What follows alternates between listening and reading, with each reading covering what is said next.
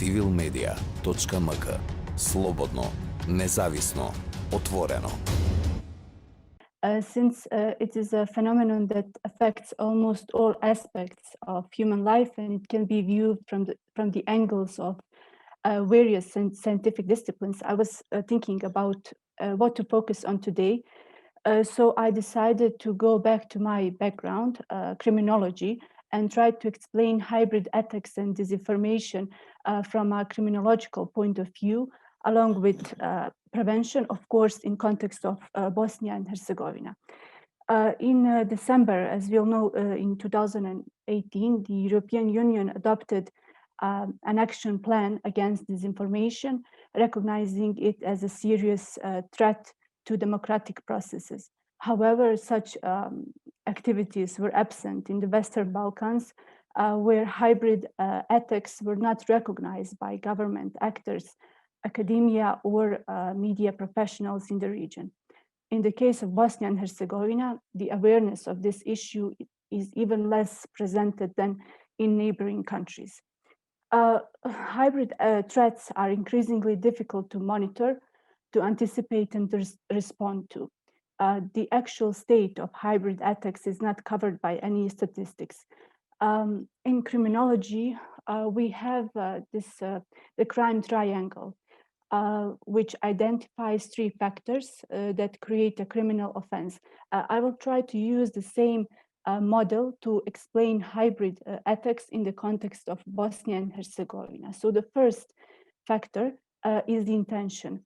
The individual or the group must have the ability and knowledge. Here is very important to emphasize the difference between lies and factual errors. A person may make a factually incorrect statement, believing it to be true. It is the intention to deceive that separates these two categories, and it is a key element of political misinformation. The second factor that criminologists are very interested in are the attackers, people or groups who are behind the spreading disinformation and hybrid ethics. It is impossible to create one profile that suits all of them, but some common motives are entertainment, profit, political, of course, motives, anger, revenge, and other emotional needs. I will mention here because it can lead us to founder of the academic discipline of cybercriminology, Jay Shankar, who developed the space transition theory of cybercrimes, which tries to explain why people behave so differently when they move to cyberspace. One of the postulates of this theory, which is very important in our context, is flexibility of identity, anonymity, and lack of distraction factors in cyberspace. Individuals sometimes they commit acts in groups that they would never do individually, which is part of that mass mentality.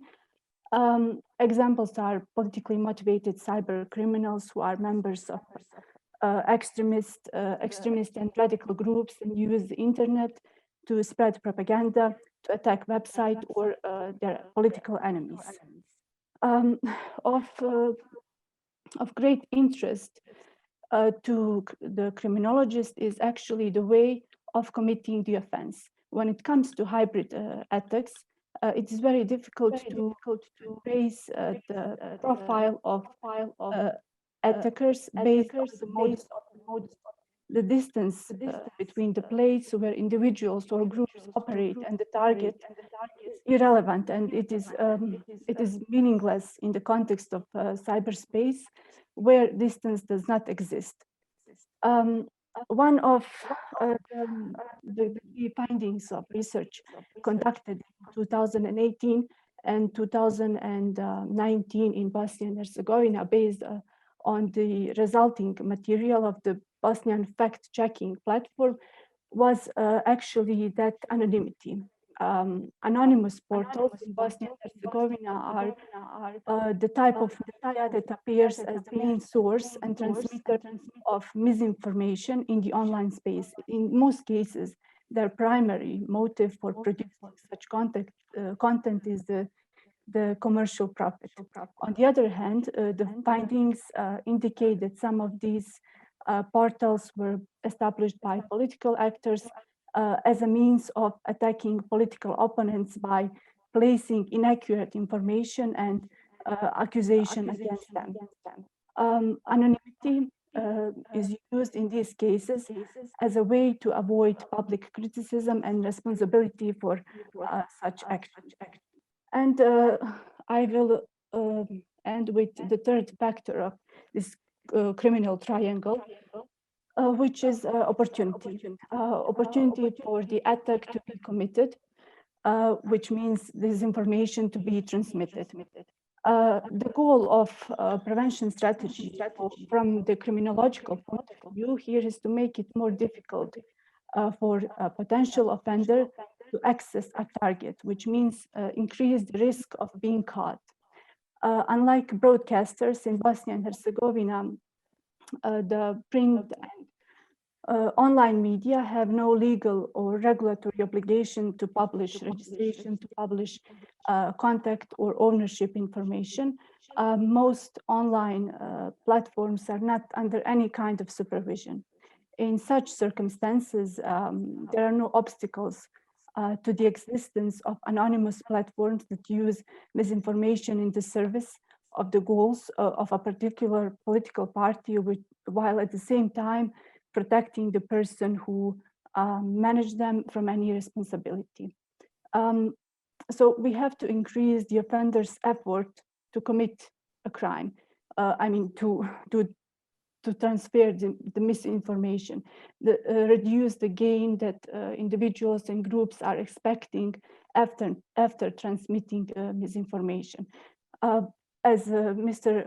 Nenad said, this can only be accomplished by increased critical thinking skills of population and media literacy.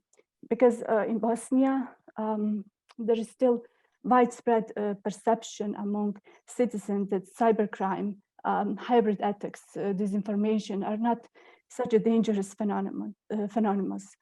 Misinformation is poorly or not at all recognized as a possible hybrid threat, and there is almost no public debate about possible responses to such threats. So low awareness of cybersecurity and media literacy makes population more vulnerable to crime and a suitable audience for manipulation. Civilmedia.mk. Slobodno, nezavisno, otvoreno.